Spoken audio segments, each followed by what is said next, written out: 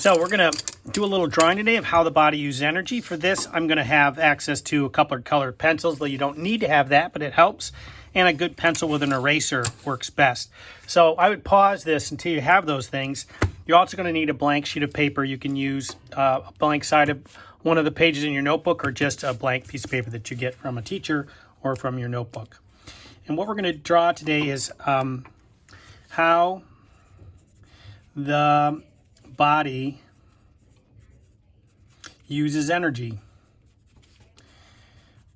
And this diagram is going to be very simple and very what we call diagrammatic. It's not going to be like a way it looks in the body. We're going to keep it as simple as possible. And we are going to try to use a lot of the paper because the bigger we make it, the more detail we can show. So we're going to start with a circulatory system. We're going to basically make a circle because the circulatory system is this idea that blood flows in a circle. One of the reasons they call it a circulatory system is because it's a circle. And the big old pump we're going to start with, which is the heart, is going to be the center of our not the center of our paper, but the beginning of our diagram at the top here. And I'm just going to draw kind of a circle. It's not exactly a perfect circle, but something that looks like that has room on both sides. Now, this would be the tube that is used to pump the blood. Now, I'd like to sort of show it as a tube, so I'm going to go ahead and draw myself another circle around it so that it looks more like it's a tube, like that. And if I, just to sort of show that this heart is contiguous or has a opening, this is the pump that's basically pumping blood through this thing. So I'm going to just write the word blood in here to remind me that this tube is full of blood and it's flowing in that direction like that. Okay, so now we have a nice little drawing of our circulatory system, and we can actually label that circulatory system. It's made of a heart plus some blood vessels, these tubes that the blood is flowing through like that. And then the reason we have a circulatory system is we're trying to feed all the parts of the body that need energy.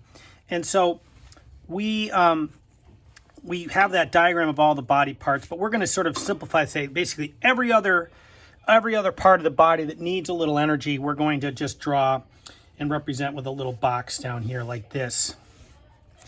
And this is going to be our body.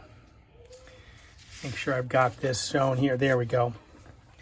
I'm going to label it body way down at the bottom here. So this is the body systems.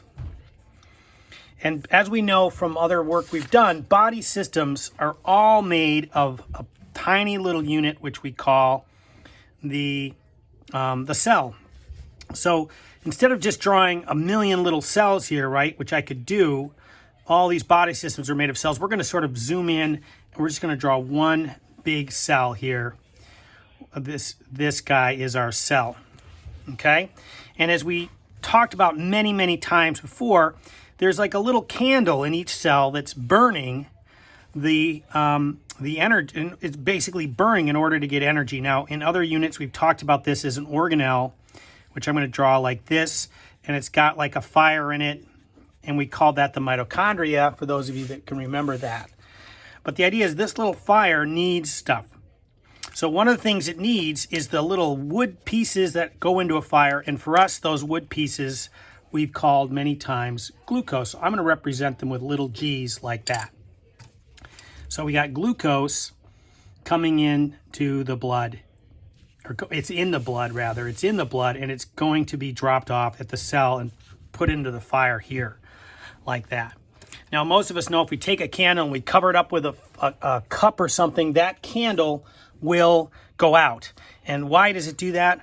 Well, it's doing that because, as you know, we need to have some gases, some air, a particular part of air called oxygen. So we're going to draw O2 here in red, and that's going to feed the fire as well. If you've ever made a fire, you know sometimes if you blow on the fire, you can make the fire go more and more. So oxygen's an important part. You're feeding the fire with both glucose and oxygen. This glucose is the fuel. Now the question becomes, all right, where does the blood get these things, right? So we have spent a lot of time in this unit talking about where glucose comes from. And if I were to ask you, I'm hoping many of you would tell me it's the digestive system. So just for the sake of drawing, we're going to just quickly draw the mouth here. We could draw some teeth if we wanted to. Label that the mouth. So this is the esophagus, this is the stomach, goes into this little part which is called the small intestine, and then the small intestine empties out into this larger tube called the large intestine. Looks like this. And if you recall, this guy is our digestive system. So I'm going to label this here. Make sure I'm on screen there. Yeah, there we go. Digestive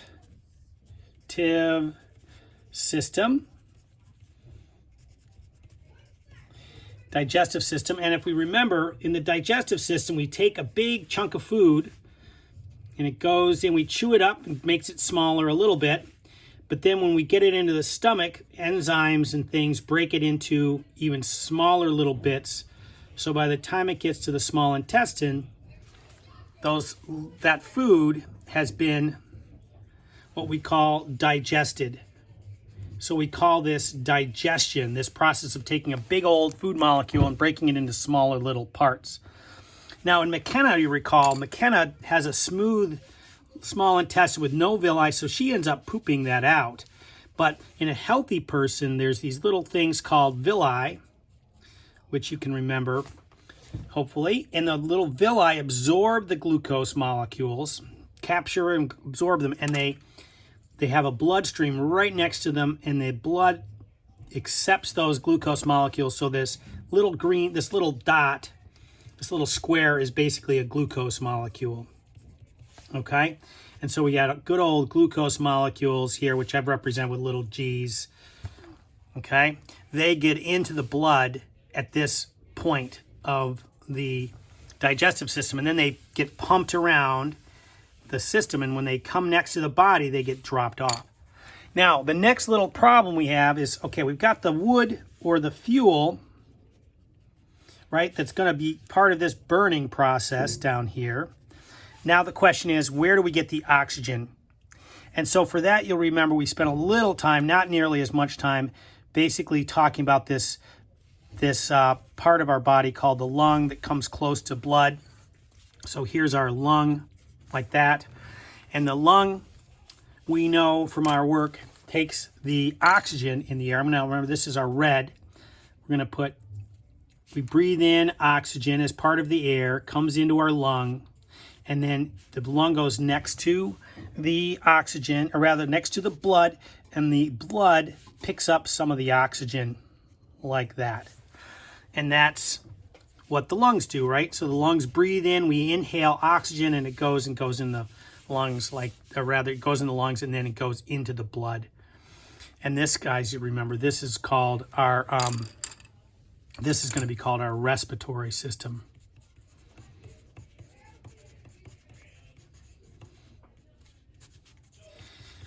Okay, so we put respiratory, circulatory, and this is how they work together. Now, the last little piece of our drawing is when this burning happens, you remember they give off, the whole point of this is they give off some energy for us. So in some color, it doesn't really matter. We just want to make sure the whole point of this whole enterprise is this energy. And this is one of the things McKenna, because she can't get glucose, she's having a hard time getting energy from this burning process. And the other little bit of this thing is that when you burn, you make carbon dioxide, and that's also going to end up in the blood. And then eventually the lungs are going to take that out. And so that's basically the way this whole system works together. Digestive system breaks this down into little molecules. That's called digestion. The glucose goes into the blood. We should label that absorption. Right, this part here is when it's being absorbed by the blood. That's absorption. We don't really have a name for this, what's happening in the lungs in this unit, but we know that we inhale oxygen, it goes into the blood, and then we exhale we exhale CO2. Remember we did that with the BTB, we bubbled that in. Now when you're doing your drawing, arrows are kind of important here, so double check arrows, double check that you've got different parts labeled, and then you're ready to show me and get some credit for this awesome drawing that you have made. Hopefully that's helpful.